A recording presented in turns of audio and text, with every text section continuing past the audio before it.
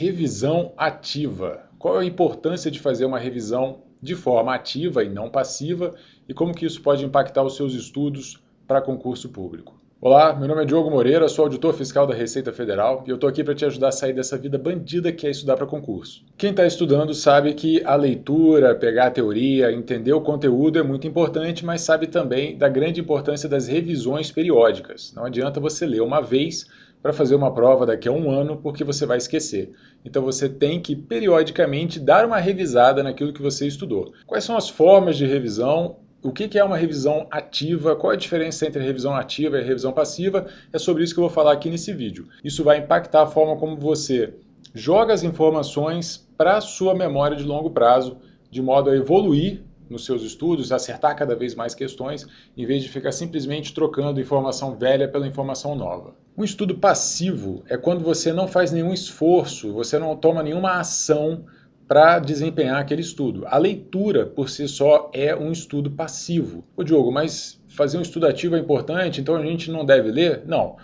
De alguma forma você tem que pegar aquela teoria e é muito mais importante você agir ativamente nas revisões do que na primeira leitura, no primeiro contato com a matéria. Então, no primeiro contato com a matéria, você pode fazer uma leitura de um livro, dos PDFs online, ou você pode assistir videoaulas com os professores explicando. Isso serve, e mesmo sendo um estudo passivo, ainda assim é um primeiro contato, é uma forma de começar os seus estudos. E aqui entra o nosso primeiro ponto polêmico dessa história: resumos. Você escrever é uma forma ativa ou passiva de estudar? Depende.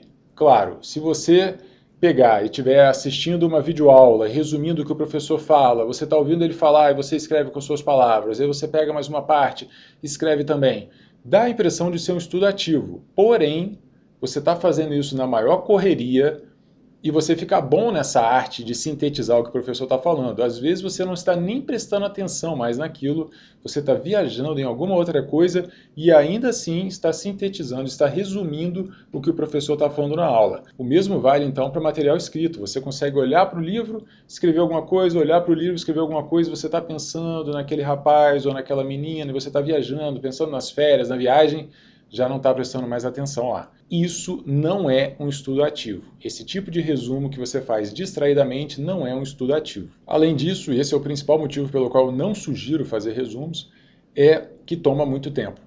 Você gasta um tempo mais do que o normal para escrever, para fazer isso aí. Ah, Diogo, mas enquanto o professor dá a aula dele, eu escrevo, não me atrasa em nada. Mas assistir a aula já é uma coisa lenta e você deveria estar assistindo a aula na velocidade 1.5, na velocidade 2.0, de modo a avançar naquilo ali mais rápido. Você ouviu o professor falando na velocidade normal, é sim um certo atraso do seu estudo. Existe um outro tipo de resumo que é ativo. É um resumo que é feito a posteriori. Você faz depois que você estuda aquilo ali. Preferencialmente no mesmo dia, pode ser no dia seguinte, mas a ideia é a seguinte.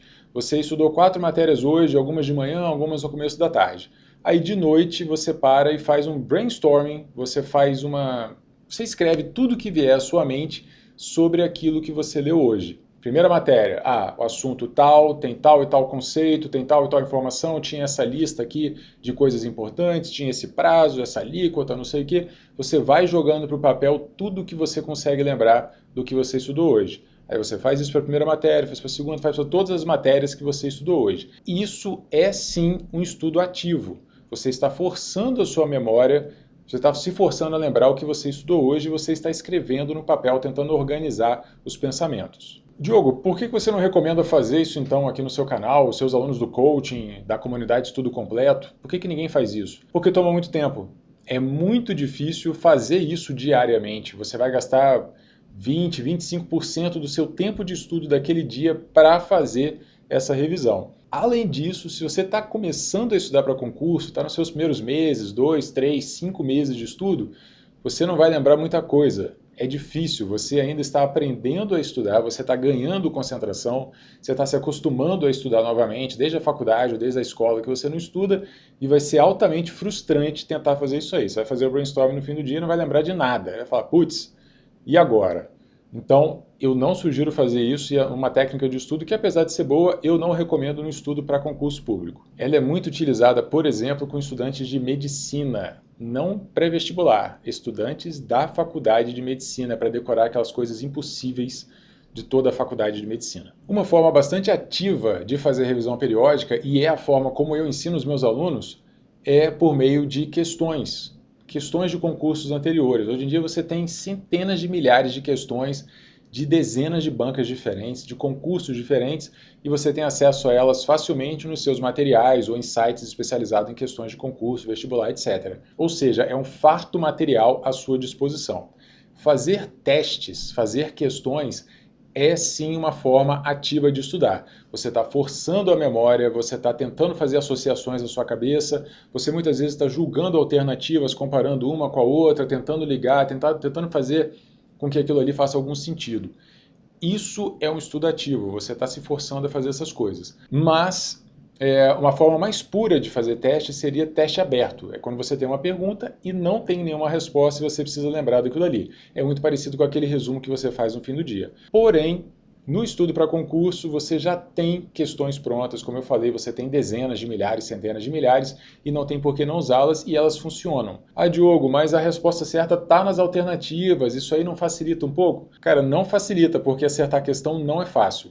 Então, mesmo que ela esteja ali, você vai ter que ler, vai ter que julgar as alternativas, vai ter que fazer essas conexões, e isso é sim uma forma ativa de fazer revisão periódica, e isso vai favorecer a sua memorização de longo prazo. Aí uma dúvida muito comum é, Diogo, beleza, legal fazer questões e tal, eu estou treinando muitas questões, mas e aquilo que não está nas questões? Né? Tem algumas coisas do material ali, na teoria, que não cai, não costuma ser cobrado. E se a banca cobrar isso aí? Eu vou te dizer com bastante segurança que 90% a 95% das questões que a banca utiliza são de assuntos que já foram cobrados anteriormente. Quando você treina questões, você treina quase tudo que existe ali para ser cobrado. E, principalmente, você está treinando o que a banca costuma cobrar. Em vez de você focar nas exceções, naquele um ou dois pontinhos que ela pode trazer de surpresa, você está focando nos outros 98 pontos que podem vir de forma razoavelmente previsível até. Outra dúvida muito comum é, Diogo, e a discursiva? Fazer questões vai me ajudar com a discursiva? Eu não preciso escrever? Calma. Existem dois lados dessa moeda. Sim, para fazer uma discursiva você precisa escrever, você precisa treinar. Existe toda uma estrutura de resposta, introdução, desenvolvimento, conclusão, coesão, coerência, aquela coisa toda você tem que dominar, você tem que treinar a escrita. Mas não é isso que vocês querem dizer normalmente quando vocês me fazem essa pergunta. Vocês querem saber se treinar questões vai te ajudar a lembrar dos detalhes para escrever. E eu te digo que treinar questões é a forma como você vai pegar detalhes. Você vai pegar detalhes muito melhor treinando questões do que fazendo resumos. Porque apesar de você estar colocando os detalhes nos resumos, o resumo é um estudo passivo, ele é uma revisão passiva. Ele não favorece a sua memorização tanto quanto a resolução de questões. Mas é bastante interessante que você tenha todos esses detalhes separados, juntinhos em algum lugar. É importante que eles estejam de fácil acesso, especialmente às vésperas da prova, para você pegar aqueles detalhes impossíveis, olhar para todos eles, decorar, jogar na cabeça de qualquer jeito para fazer uma prova daqui a 5 dias. Isso é muito importante. Então, eu sugiro sim a elaboração de resumos focados nesses detalhes e eu chamo isso de caderno de erros. Tem esse nome porque ele decorre das questões. Depois que você está avançado, você está treinando questões de todos os assuntos. Primeiro, segundo, terceiro, último assunto, volta para o primeiro, segundo e fica assim indefinidamente, fazendo questões de todos os assuntos. E aí você pega o que você está errando, observa, corrige, vê os comentários. Por que eu errei isso aqui? Isso aqui eu não consigo lembrar, não. Joga para o caderno de erros. Pega as informações que estão ali nos erros que você está cometendo e joga para o caderno de erros. Ou seja, o seu caderno de erros vai ser um material enxuto, baseado somente nos seus erros, e é nele que você vai colocar todas as decorebas, todos os detalhes impossíveis, tudo aquilo que não entra na sua cabeça de jeito nenhum, e você vai poder dar uma boa revisada naquilo ali nos últimos dias antes da prova, e vai chegar no dia da prova lembrando de todas aquelas coisas impossíveis que não entravam na sua cabeça. Por fim, existe ainda mais uma ferramenta de revisão ativa que é muito poderosa e que decorre do caderno de erros. Eu só falei dela agora de propósito. Você vai pegar o seu caderno de erros, você vai reler ele de vez em quando, às vezes a sua prova está longe e tal, você tem que dar uma relida nele de vez em quando, e algumas coisas vão entrar na sua cabeça. Mas você se lembra, releitura é um estudo passivo, então algumas coisas vão entrar na sua cabeça e outras não.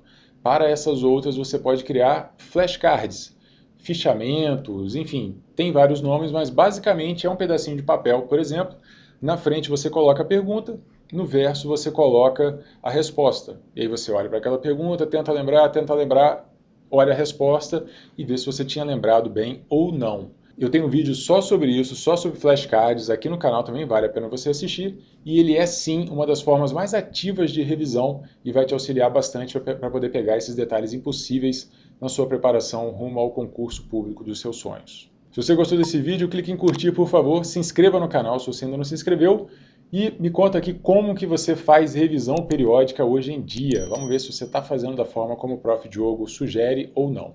Um grande abraço e até a próxima.